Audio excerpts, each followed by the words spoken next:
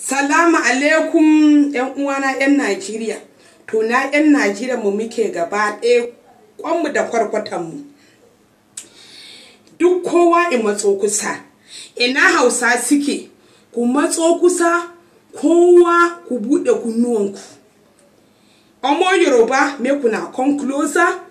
Make una open una ear well for this one I want talk now. They very important. Ndi bondi murumu unu biaru teni nso onye ọwụla mepe ntị ya maka ihe nchọrọ ikwu ugbu a ọ dị ezigbote mkpa. Make una come closer or make una listen well for this one I want talk now. Somebody go buy something for shop. Sai ya ce zuba min shinkafar mutanen Najeriya kwano daya. Auna mun gero kwano daya, auna mun masara kwano daya. Me shago yace to kudi kowanne shinkafa 1200, gero 500, masara kwano 600. Budan bakin wannan mutumin wai tallakan Najeriya ya shiga uku. No, I beg, I tell God they beg una, make una no dey do that bad comment, because that comment is a bad comment.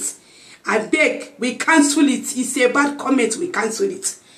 Talaka Nigeria, I beg, no shiga uku. Nobody shiga uku, I beg.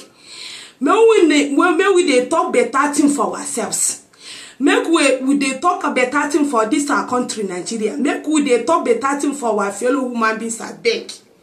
I beg, because when I see this our country, Nigeria, it's a blessed country.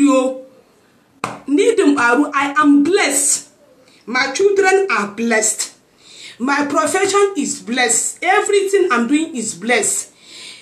Everybody will come out from this night. As far as you are in Nigeria, you are blessed.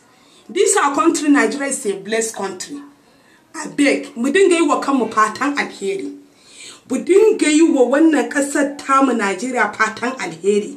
We didn't get you juna mo patan alheri.